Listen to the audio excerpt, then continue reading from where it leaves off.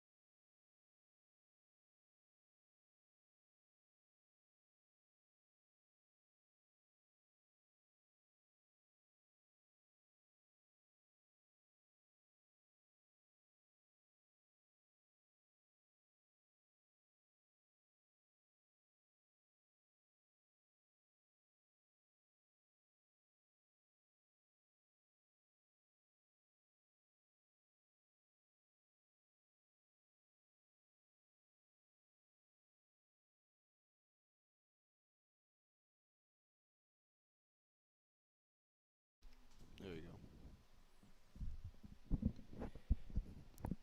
The Florence Center in the PD region. The site of the PD IceCats' inaugural first two games, and what an evening it was in Florence. Hello, friends. Welcome to the Coaches Show. This is your show, an in-depth analysis of the PD IceCats. This is not head coach Gary Graham, but instead Trevor Lord, fresh off his 6-point performance in the win against the Columbus River Dragons. And Trevor, when you talk about that weekend, what was that like for you? Yeah, it was great. Playing in front of 4,000 plus fans each night was awesome. You guys came and supported us, so we just tried to show up for you guys. Didn't get the bounces we wanted on Friday, but Saturday we came and got the dub. Such a build-up for the arena to be built up in place. You skated on that ice Wednesday night. What was that like to finally, after practicing in different places like we talked about last week on Coach's Show, to finally hit the ice? What was that like? Yeah, driving an hour and a half to practice for a week and a half was tough, but all the boys in the van together kind of just bonding was good. And then, finally getting on the ice, they're telling us it's ready to go. So it's just like getting out there, feeling it. It was a little rough at first, but breaking it in felt great. So it was good. And pretty soon, the IceCats were off and running. And then that Thursday practice, when you're trying to get into the swing of things, what was that like? Yeah, it was good. Like I said, the ice just got put in, everything working it up. So just like some passes just bouncing off the boards, bouncing over your stick. So just kind of battling through that stuff, when you're used to just like crisp tape-to-tape passes and then just bouncing over your stick and not getting the bounces, getting frustrated, just got to adapt and just overcome all those obstacles, right? So. And we'll look more into depth on your story, Trevor, and how you made your way to the PD off of a few different stops along the way. Yeah. But a look at Friday night, and a night that the entire PD region was longing for to finally happen, and after 18 years of waiting, finally came. Hockey in the PD. For you, Trevor, what was that night like? Yeah, that was super special. I was just grateful to be here and experience that. I mean, when I came here about 2 weeks ago down here, just meeting all the locals and stuff like that, and everyone coming up to me is like, we're so excited to have you guys, so excited to be part of the community and everything. Super welcoming, so it's great to be here. Now, when you talk about the fan interaction and the community that's been around you, is there a story that stands out of one fan that sticks in your mind that you thought of going into Friday and Saturday night, that of some of the passion that the fans brought? I mean, we had me and Jesso got invited out to Trey Street's house. Shout out Trey. He cooked us up a home cooked meal, and it was unbelievable. And then he texted us before the game saying good luck to us. So super nice guy, welcoming into his home.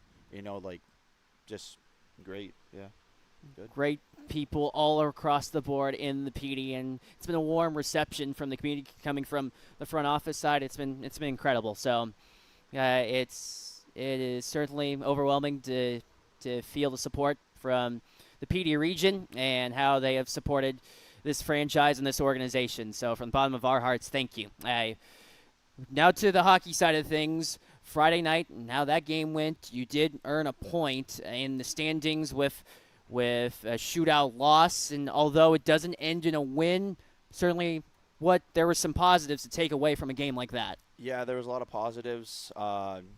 I think we played a really good defensive game. I mean, we just really didn't get the bounces we wanted. There was a lot of chances right around the net, and we just a second too late and stuff. But again, like, all of us haven't played together. Columbus, they're a good team. They have a lot of main core group of guys that kind of know what they're going to do. So for us, a lot of us coming from different teams and then kind of putting everything together, it was just kind of a little sloppy at first, but we kind of tightened it up and got it rolling. And then just call bad penalties, small mistakes cost us, right? And a large part of the first two games were penalties, and the penalty kill was important. And when, as a team, you go or you go 17-17 on the penalty kill, how big is that for your team's confidence? Yeah, that's great. I mean, we've practiced PK a lot, so I mean, pretty much everyone on our team can play PK, which is nice. We kind of just keep rolling with it. You know, we just want to be very aggressive on the PK and kind of just don't let them set up and kind of get everything going, especially with the bad ice. When you're forcing them to make plays and the puck starts bouncing, it just kind of bounces our way, and then we can just get it out.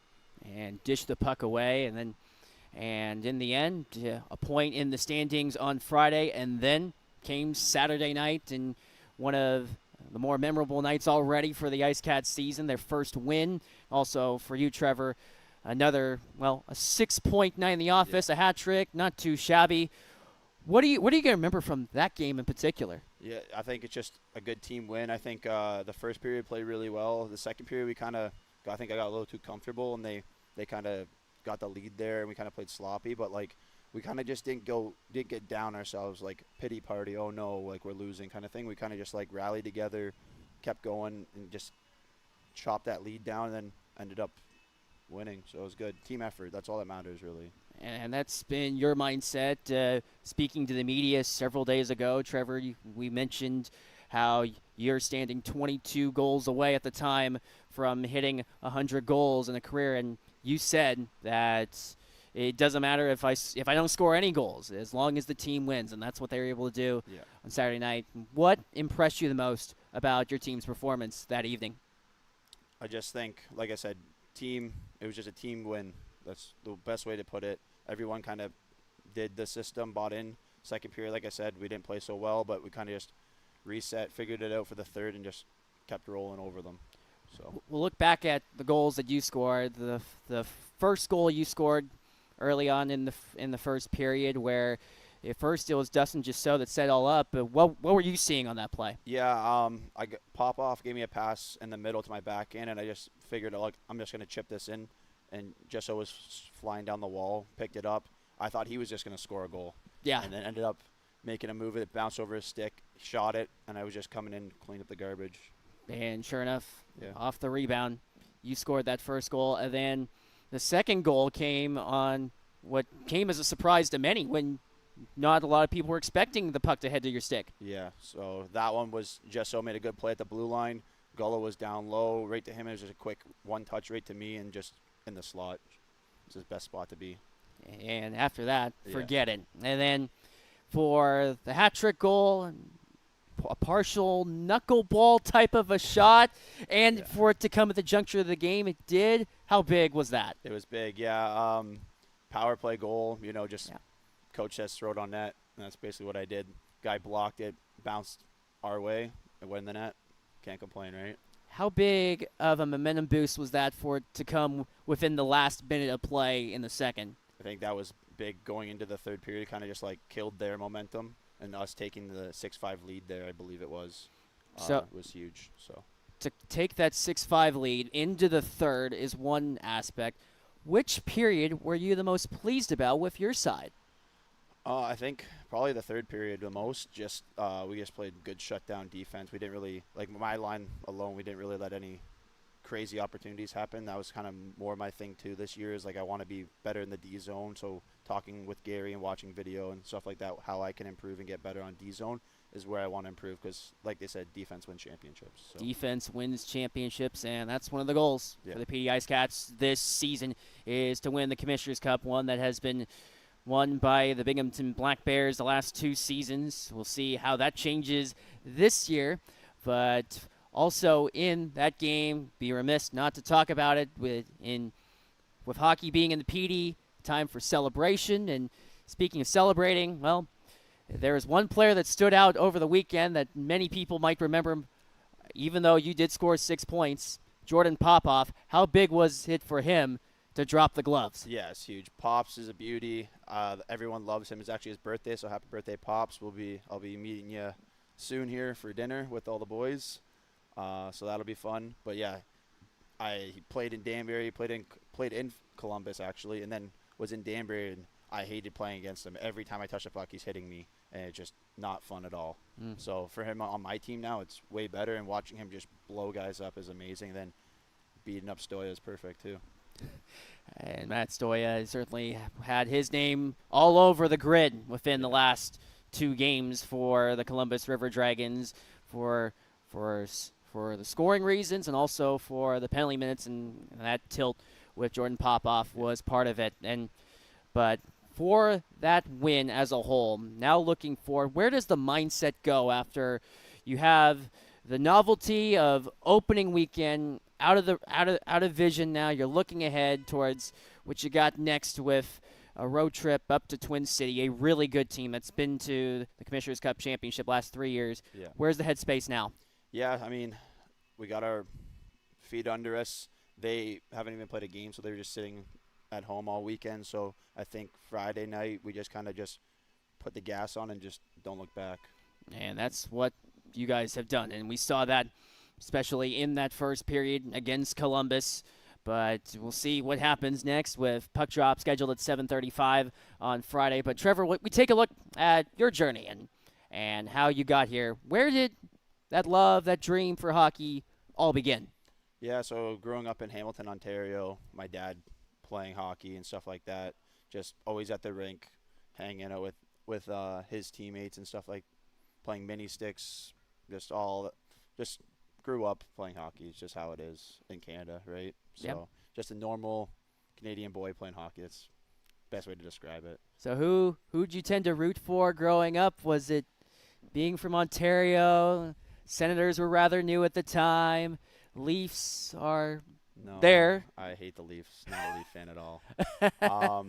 No, like I kind of bounce around between teams and stuff. My dad's a huge Bruins fan. I know Gary's a big Bruins fan, but like kind of just I never really picked a team. Chicago's been my team for a while.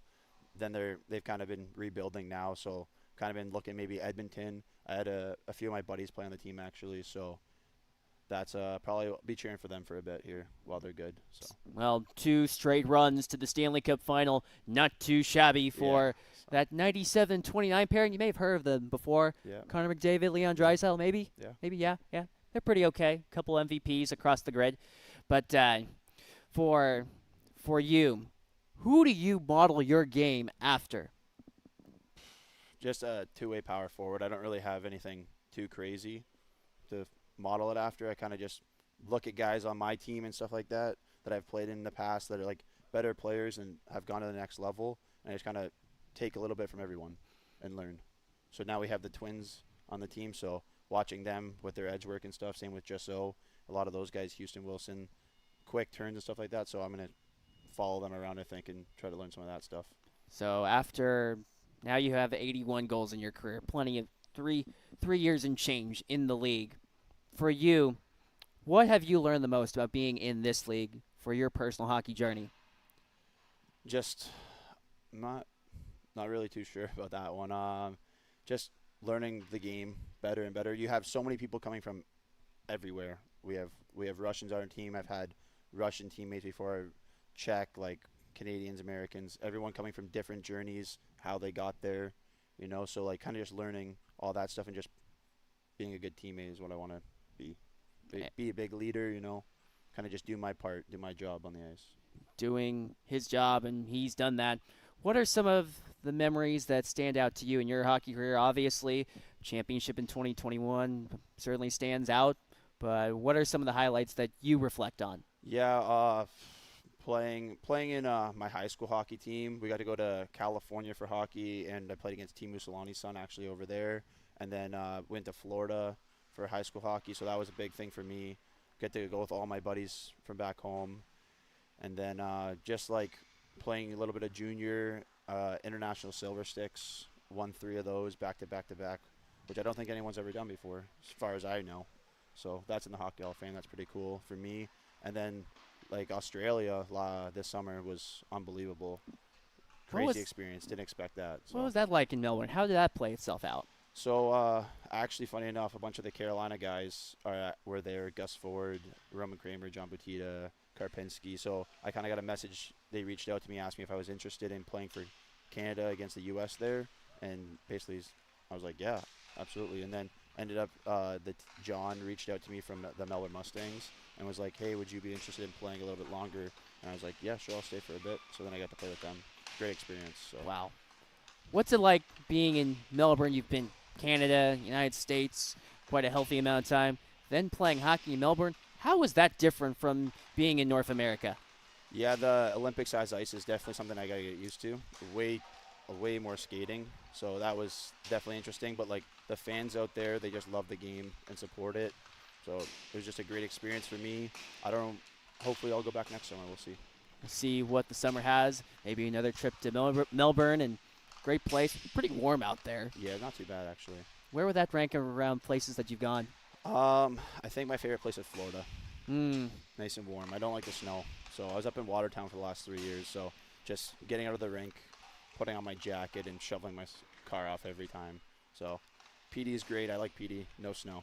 No snow anywhere. Yeah. But Watertown, what do you remember the most from your time there? Certainly putting in a lot of effort into the Wolves over there. Yeah, just it was nice. It was close to home, so my family's always coming down on the weekends and stuff like that. And I met a lot of good friends and teammates from there. So like, just grateful for the experience there, and coaching for giving me a shot in the first place, and then full circle back. He was now the head coach again, so I got to have him before I left. But ultimately, I just told him I wanted to come play South. And sure enough, here you are in the South Division. Why? What inspired you to come to the South? Honestly, I was just sick of the snow. And then once Dustin got traded down here and he was talking to me, he kind of convinced me to come down. I talked to Gary a little bit about it, and everyone spoke very highly of this. And I know Parker from playing with him in Watertown, so I talked to him a bit about it, and he kind of just sold me on the whole thing. So How big was it? How cool was it to see Parker score on Saturday? yeah, I talked to him on Friday because he was here for our home opener, and he told me that he could score 100 goals in this league. And I kind of just giggled at him, and then he actually scored 2. So Yeah. pretty funny. He's a good player, though. He's got a really good shot, and that definitely helps him a lot. So We'll see on Parker Moskel's quest for 100 goals. That's coming up. He told me, he says, Danny, I'm going to be scoring quite a bit on Saturday. And sure enough, he's a man of his word, Parker Moskel. So looking ahead for you with your journey, how do you want to be remembered in the PD? with a championship and a ring. Another ring. Yeah. What was it like winning that championship in 21? Yeah, so for that one, it was interesting because it was kind of during a little bit of COVID. So I played there in Elora. They're actually still a team, still doing really well. A lot of good friends there. I skated with them actually in the summertime for their tryouts. Was talking. It's good to see some of the old faces and stuff like that. But that was actually when I got called to Delaware to play a couple games with them, and then ultimately ended up deciding to stay with Elora. And then we actually went. I don't think we lost a game in playoffs, so Wow. it was good. Yeah. A complete steamroll all the way to a championship for Trevor Lord. What an incredible ride that turned out to be.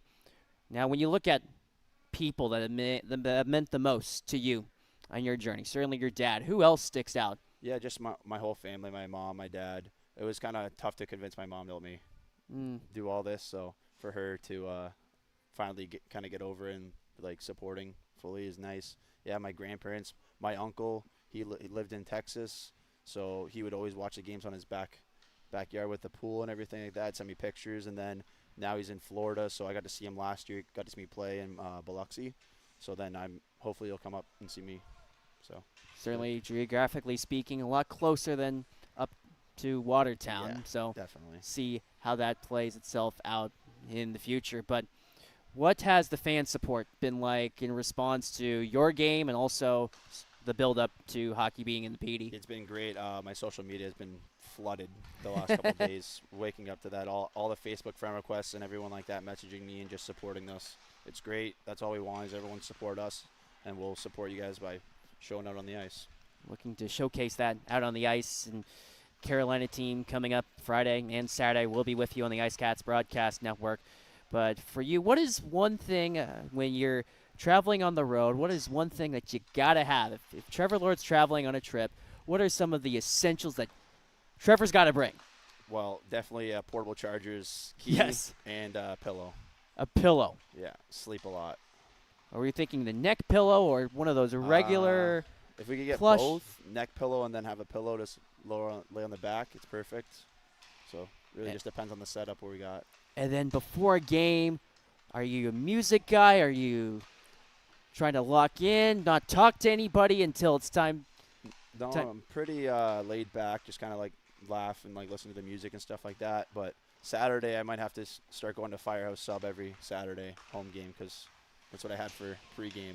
I thought I played pretty good with that, so maybe I have to keep that one going. I have to keep that tradition alive. Do you tend to be someone that's superstitious? And obviously with the subs, that might turn into routine. No, not really. I'm very picky with my sticks. Always got to be beside me, but other than that, I'm pretty laid back. So for you and your routine, and now the idea for you, Trevor, of reflecting on your hockey career, is there one person that stands out? And that's your dad, obviously. Yeah. But what has he meant to you? How's that all developed? Yeah, he's awesome. I love him to death. He supports me everywhere I go. We actually got to play a game together in Watertown. We signed him a celebrity contract for a game. And lucky enough, we were against Binghamton, and I scored with 4 seconds left to win us the game. So that was pretty special. Wow. Is that where is that stack on your memories? That's probably number one right now. To have your dad on the bench and you score the winner. What happened when that puck went into the net? Crowd went crazy. I went crazy. Just to beat Binghamton alone, too. Yeah. They're a powerhouse. Every year they lose like 3 games. So when we see them later on this year, definitely going to hand them an ass whooping. So we'll see what happens up next for the PD IceCats in the future. But we want to thank you, Trevor, for the time here this evening and let you enjoy celebrations of Jordan Popoff and his birthday, and also with I know you're a big Buffalo Bills fan. Yep. Get to enjoy that game too. Yeah, appreciate it. Thanks for having me.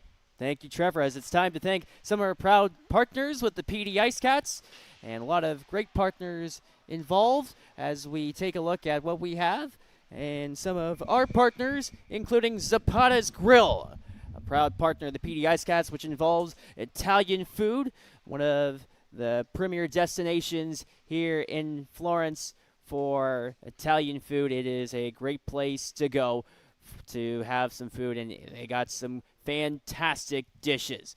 So Zapata's Grill is certainly one of the front runners here in Florence for great food, or rather Mexican food, I beg your pardon.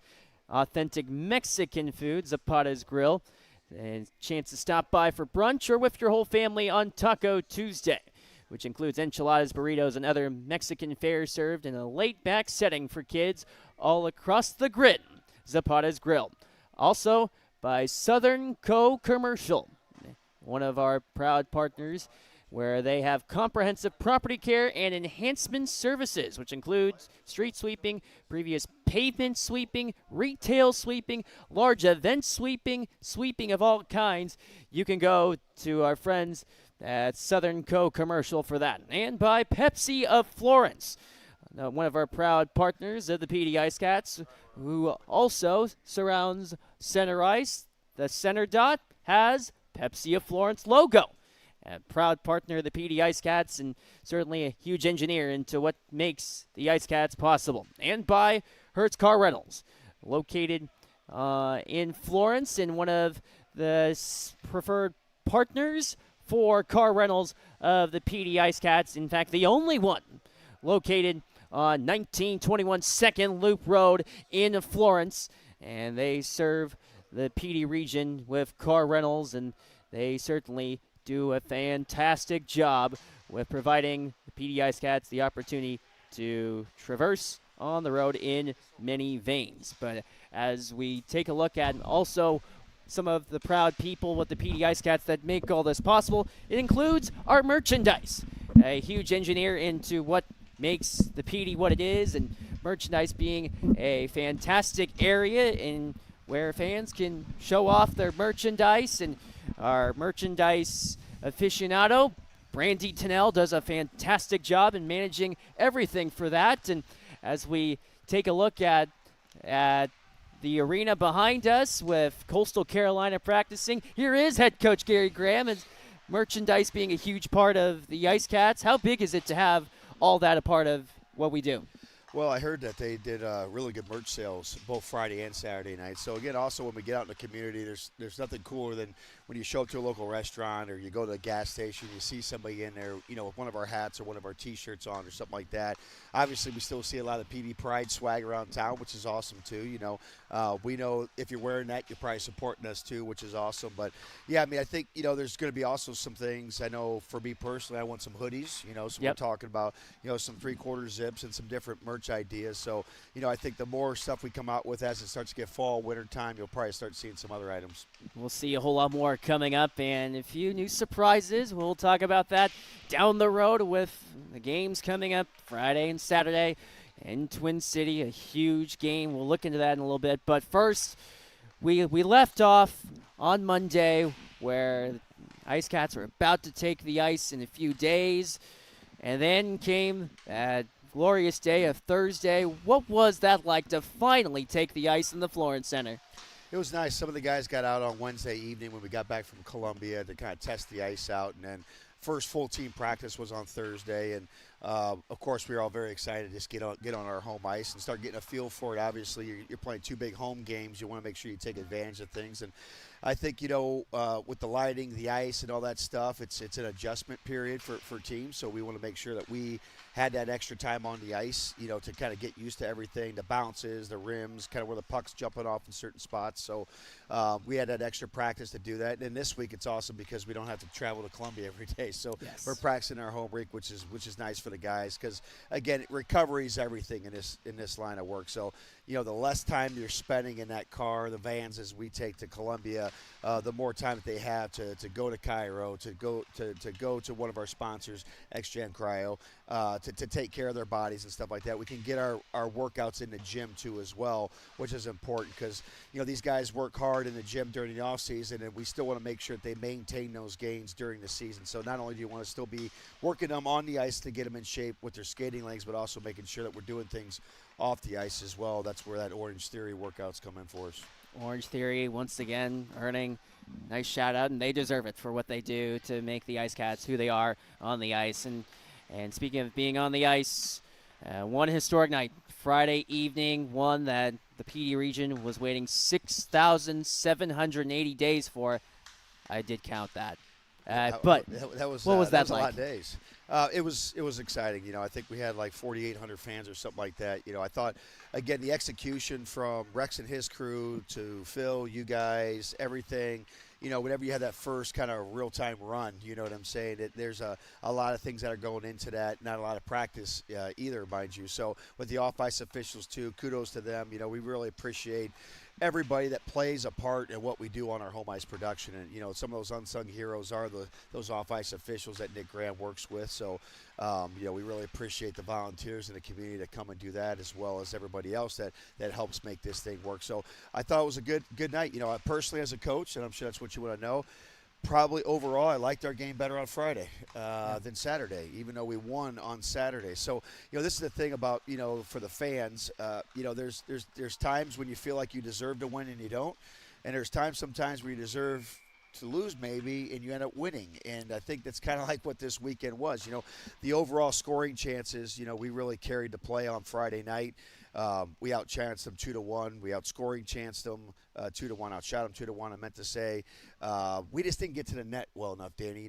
There's a lot of rebounds. Their goalie was very technically sound. He made the first save, but we just didn't have that urgency getting to the net front to try to get that 2-goal lead. I think if we could have made a 2-goal lead at one point, I think that's what we needed to do on that Friday night. But we kind of let them hang around, and you let teams hang around when you're out playing them.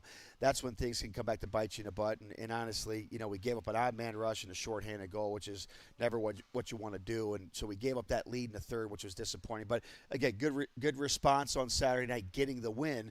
But again, our details, I think both teams you could see early in the season without an exhibition game, Danny, the legs, the conditioning. This is, it's humid in this rink. It's a little bit heavier down here right now until everything kind of gets figured out. So I thought both teams were a little lackadaisical defensively. I know Jerome very well. I know he wasn't happy with that effort from his team defensively. I can guarantee you that. And, we had a big issue today with our video session. Pre-practice is also what we're trying to work on today, is that we love to score goals. Okay, we want to score goals. We want to be entertaining. But we do not want to be playing in these high-scoring, riverboat gambler games, as I call it. That's not a recipe for long-term success, giving up 5 goals, especially on home ice. You got to make it very difficult to come into this bar and score goals. And so we just got to get that full team buy-in on that, being we're more consistent defensively.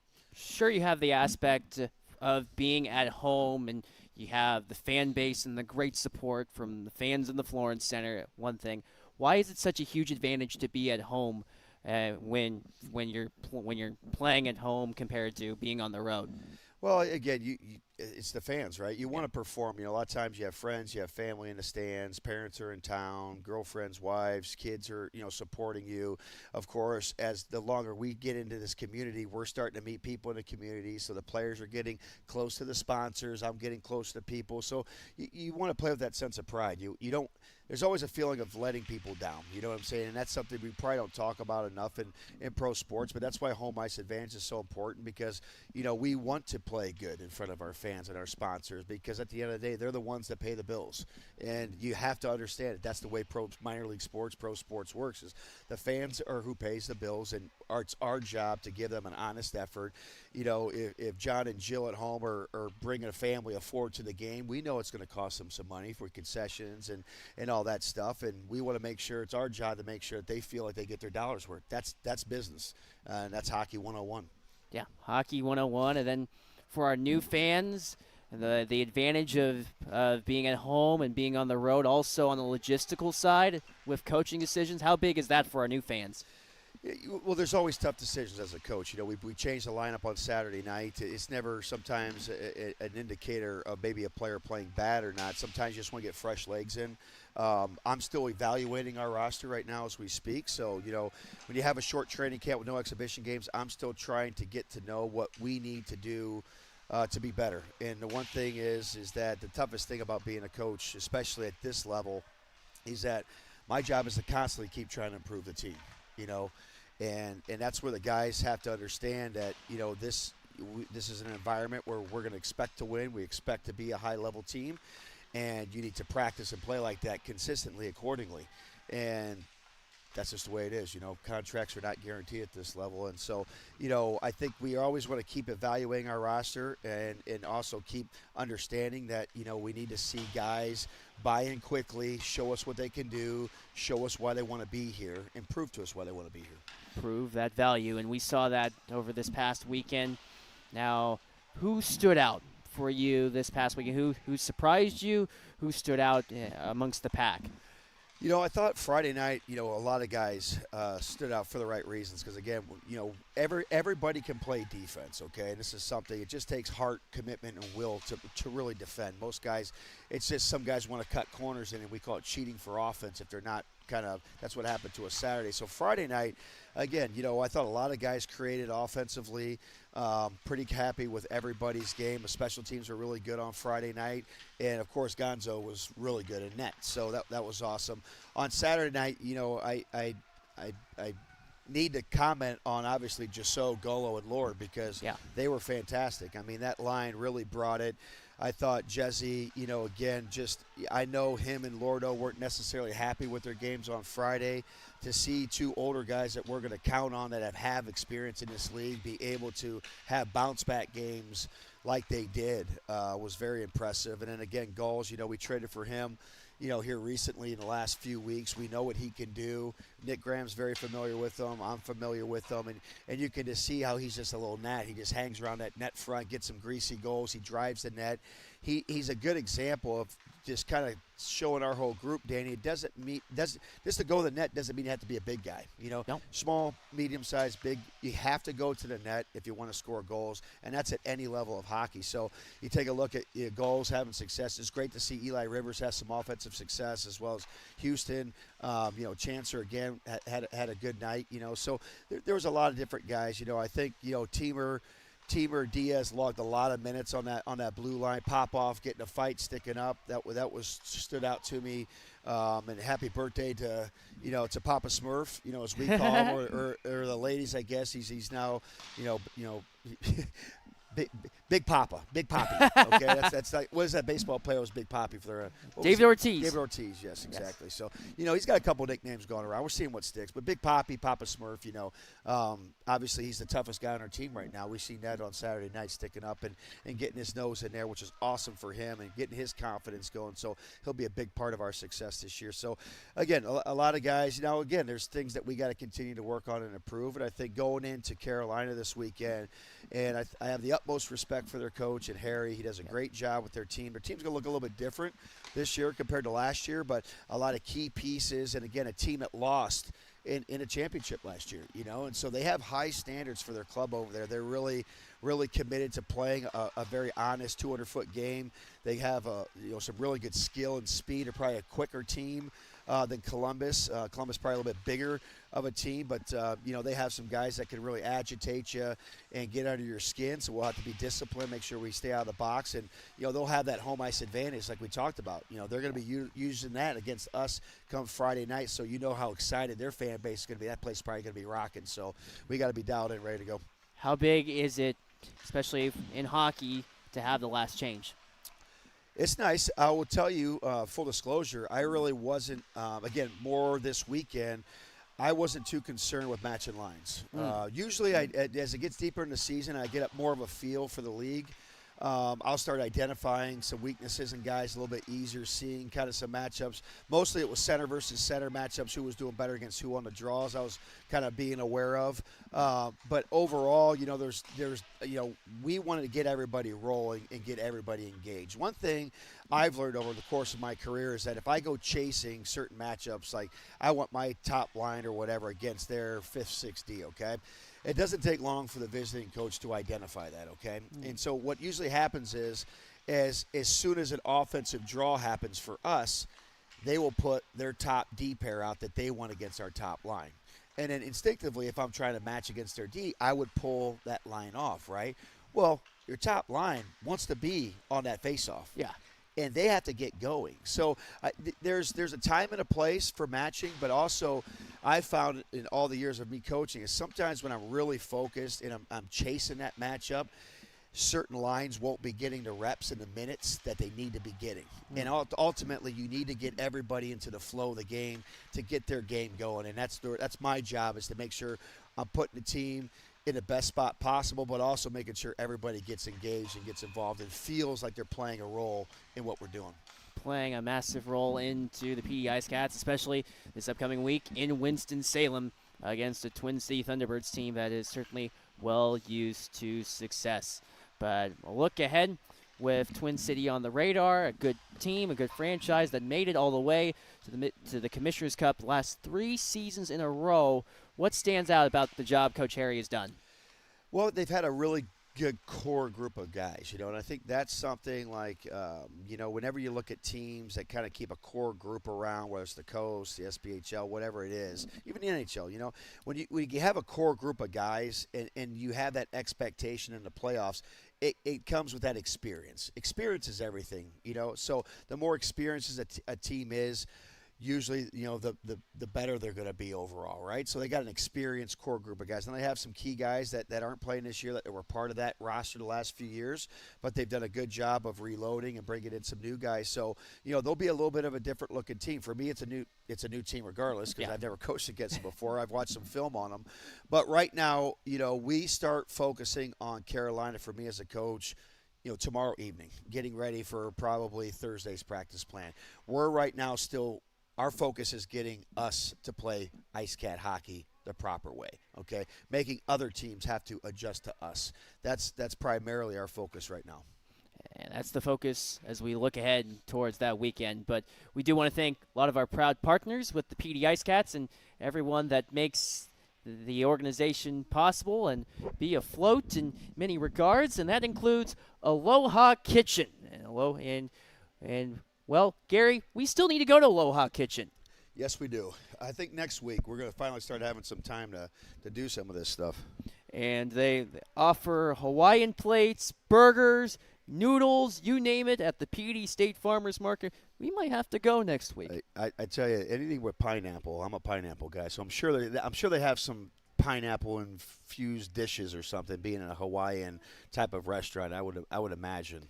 Does it belong on pizza? pizza? Let's pull up the menu. Well, let's take a look at the menu. Yeah. What does Aloha Kitchen have? Let's really give Aloha Kitchen a plug here. Let's take a look at the menu. Let's see what we got. They have. You're making me hungry. Uh-oh. Yeah. Let's see. Menu is loading. Here's the menu. As we have one of our players, too, running production. Legs, take a look at this menu here. This is one of our sponsors, Aloha Kitchen. So we have a player up here for Aloha Kitchen. He's looking hungry, too, at this menu. Okay. Oh. Hamburger steak. What is that? That teriyaki chicken is mine. That teriyaki chicken, that might be yours. I'm calling dibs on that one. Aloha Kitchen katsu. Hurricane Kitchen katsu. Katsu seems really good. But yeah, they all look good. Everything looks good. We do.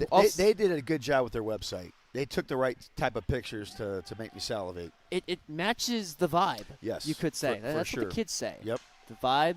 You are a kid, Danny. I am? Yeah, you're pretty young. Oh, okay. Yeah. I'll check the birth certificate in a little bit. Also, a special thank you to Pepsi of Florence and everywhere you go around the PD IceCats, Pepsi of Florence stands out. What impresses you about what they've done to this organization? Well, first off, Pepsi is by far one of our best sponsors. They've done a great job behind the scenes doing stuff with us. Also for Pepsi, I'm a Mountain Dew guy, so again, Mountain Dew all the way, Pepsi product. That's my jam. Everybody knows me, knows that. So go Dew, and I'm a Dew guy. And then also, I think the center ice logo is a face-off dots with a Pepsi logo. Is a really neat idea, and I think we're going to plan on doing some more stuff with them as the season goes, and also probably try to do a little bit better job with even doing some more marketing in the building with Pepsi, since they do such a great job for us. They do so much to make all this possible. And also Palmetto Smiles, our dental care preferred provider, and especially in hockey, dentistry is important. It is, and I tell you this, it's also it's important for me. I'll tell you real quick a story if my wife's watching. I had a rough summer. I probably spent about $10,000 on my teeth. I had a double root canal. Ooh. I've never had that before with a double crown. And I tell you, paying out of pocket, that was expensive. Ouch. And so, being 46 years old, that was the first time I ever had any kind of big teeth things going on. So, yes, it's very important to have a good dentist. So, let's give him another plug. What's his name? Palmetto Smiles, Doctors. Palmetto Smiles. Palmetto Smiles. They are fantastic at what they do, and certainly, well, you could say knock on wood, doesn't happen much, but Dr. Sang has done an incredible job. He's an incredible guy. Spoke to him on the phone, and he's so open and generous with his time, and certainly someone that's personable. So, and people like them are hard to come by. So, yeah, Dr. Sang, incredible job. Grateful to call them one of our partners. Awesome. Tomlinson, one of the providers for our merchandise and their clothing. A lot of the products that you see us wearing are part of that mix. So Tomlinson, certainly one of those providers as well for providing what the IceCats wear at times. So thank you very much. And then Hertz Car Rentals, certainly providing transportation, and certainly with times heading up to Columbia, car rentals certainly a huge aspect into going where you need to go. I spent a lot of money with Hertz Rental in my career, for sure. A lot of time, and now you get to call them one of your partners. Yes. But also, knock on wood, hopefully I don't need them. Hopefully my car, holds up this year. Yeah.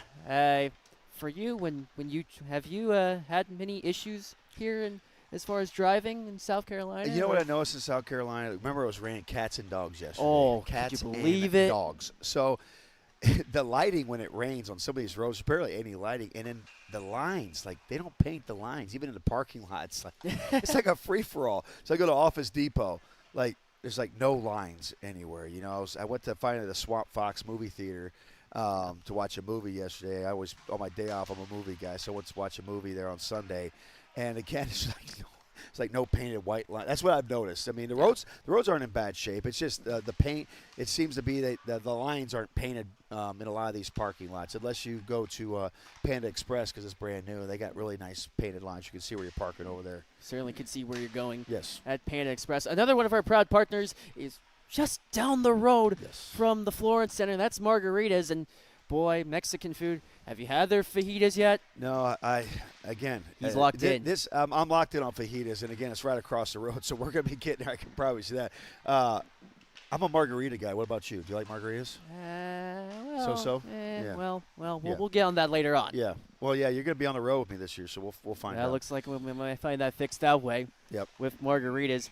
Also, Southco, another one of our proud partners. Certainly, when it comes to sweeping, cleaning, everyone needs cleaning these days. And how's your place look? Is it all swept up? What's that like? So now I have a couch in my office finally. When I took the job, I told Parker I pretty much like to live in my office. I'm kind of a weirdo like that because my wife and kids and dogs don't come with me when I coach, and there's just something a lot of times I stay in my office a lot. Just it's easier for me to get work done that way. A lot of times if I get to my place, I just want to watch TV instead of do work. Some people like to take their work home. I don't. Once I get home, I don't like to have my computer even with me.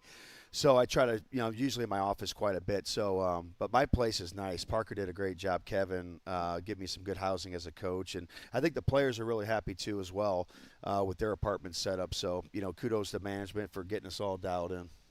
Without our management, we wouldn't be where we're at. Exactly. And they do a tremendous job. Also, Damasimo's Restaurant, Italian place, and you like food, I like food, and Italian food. That's another one of those spots. This is a food kind of spot, and like they got a whole. I was going on a rabbit hole on YouTube. There's like a real estate agent. I forget his name, but he has a whole like food. Let's call it Foodies or something like that, where they do this whole thing on places to eat down here, and so you can tell they take some pride in this part of the country on their food, the food prep, different types of things. So, I mean, again, when I start having some time, the first 2 weeks when I'm ever anywhere, I don't get much of anything done. It's just all hockey. He's locked in. Well, yeah, just especially with a first-year team, you see what we've been doing behind the scenes. We're not even talking about the amount of stuff that I've been doing that I don't normally do as a head coach has been a lot. But I think now things are starting to settle in a little bit more, and then we'll start having some time to get out there, and because I want to get out to all these sponsors, because again, they make this whole engine work here. And Gorget Distilling, one of those places, certainly enjoy some beverages, and one of those others. What's the name of that one? Gorget Distilling. Where's that one at? That's up north. Up north. If I recall. Okay. Gorget. They make their own. They make their own beer. They like do, I believe. Yes. Okay. Is that it right there? Gorget. That is Gorget. Let's pull them up. So it's a unique tie to both South Carolina and the birth of our country as a nation. The word gorget means a piece of armor worn around the throat in battle. At the beginning of the Revolutionary War, William Moultrie was commissioned to design a flag to signal South Carolina troops. He took the blue from the soldier's uniform and the crescent shape from the cap, designing the Moultrie or Liberty flag. Gorget Distilling was founded in 2015 by 3 local gentlemen who wanted to create not only a buzz about the Gorget, but also a following for their fine handmade local spirits. And it isn't about you. It's hashtag revolutionize your spirit. Nice. Interesting. A lot of historical references down here too. Like that's neat about South Carolina. My mom used to work in Charleston when I was a young kid. I remember going down there and going to Fort Sumter. And I used to love history. I went to that Swamp Fox movie theater, and I'm like, what is Swamp Fox? What is that? Yeah. Well, Nick Graham told me when he came down here and started looking at putting the team in here, started researching and talking with people, that movie Patriot with Mel Gibson, it's kind of based, I guess, on this whole region. And that general, I forget what his name was or whatever it was, but that's his nickname was Swamp Fox. And so last night I went down the rabbit hole watching Revolutionary War stuff about Swamp Fox and learning about it, just so I know about this whole region and the history. Now I'm going to have to look up this Gorget. Gorget Distilling. I like to know history about where I'm living at. And speaking of history, where you've lived in, obviously a winding journey, Pensacola, Indiana with Fort Wayne. Now you come here to the PD. What was your experience prior to coming to South Carolina in this state? What experience did you have here in SC? What was that like? Not a lot. I mean, I coached against the South Carolina Stingrays, coached against the Greenville Swamp Rabbits. And that's just on the road. That was when I was in Fort Wayne. So, a couple of road trips down there. And then, as a kid, like I said, the only place we ever went was Charleston. A couple of years ago, I'll give you a story about the last time I was at Myrtle Beach. I'm scared to go. 2 summers ago, I took the family to Myrtle Beach, okay. For vacation. It was right after fireworks season. I had just bought a brand new gold chain, okay. I was so happy, okay. And we're on the golf course. Me, my stepson, my son, and my daughter, okay. And it was so hot, and I mean, I didn't have a good tan on. I keep putting sunscreen on myself, right? So putting sunscreen on my neck or something like that. I must have accidentally hit the clasp on that necklace. I don't want to say how much it cost. That sucker came off me on the golf course in Myrtle Beach. And after we got done golfing, I realized it, and we drove around for 2 hours in the golf carts, scouring, retracing all my steps, trying to find that gold necklace. If my son's watching, he'll tell you. It's still like a horror story for me. So that was a big loss. Somebody hit the jackpot when they found that necklace for sure. Man. That was my last Myrtle Beach story. So I'm not in a huge hurry to go back over there. It was bad vibe over there. Ooh, well, maybe you can But go fans at Myrtle Beach, come on over. We'll treat you good. Well, maybe you can go look for it. You think it might? No. Maybe? No way. Oh, man. That was a tough one. Now, I'll tell you, of places, we were talking about history. Yeah. I'll tell you an interesting story because the fans probably get sick of us talking about, hockey all the time, right? So I'll give you an interesting story here. So when I was coaching in China, I think I told you this, I was in China when COVID happened. I knew about COVID before the United States government knew about COVID, okay? Yeah. So that was pretty crazy. But then on top of that, when I was coaching in England in Nottingham, I was on a live radio show like we're doing right now when the Queen of England died. They ran into the station during my live interview on the BBC radio to cut my interview out to go right into the coverage of the Queen passing away. Now, how weird is that? So, 2 of the biggest things that have happened kind of in world politics, or whatever, I wouldn't even call it politics, but just world news, basically, COVID and the Queen passing, I was kind of right in both of them. Is that not weird? Now I'm getting terrified. Now listen to this. Uh-oh. Oh, no. When I got back from China, one of the first jobs I got offered over in Europe was in a Ukrainian hockey league in a city called Kharkiv. I didn't take the job, and that was right when Putin invaded Ukraine, and Kharkiv was the first city to get bombed. I will not be able to sleep tonight. Is that not some weird stuff? So, my wife, we always think about, because I'm a superstitious person. I'm thinking to myself, well, this is just kind of weird. It seems like wherever I seem to be going, there's just some stuff going on right now. So, who knows? I mean, I think we could do some. I'm optimistic about PD personally. I think we're going to do some special things this year. And but I thought you get a kick. Interesting little stories, What was talk about stories? Your first year as a head coach in Pensacola. What was that journey like? It was a lot of fun. The fans absolutely hated me initially because their captain, Dan Buchella, rest in peace. Dan passed away from cancer a few years ago. Great human being. But when I was coming from Fort Wayne, we had just won a championship in the Central League. I got the job. I had a player by the name of Leo Thomas that I was very close to.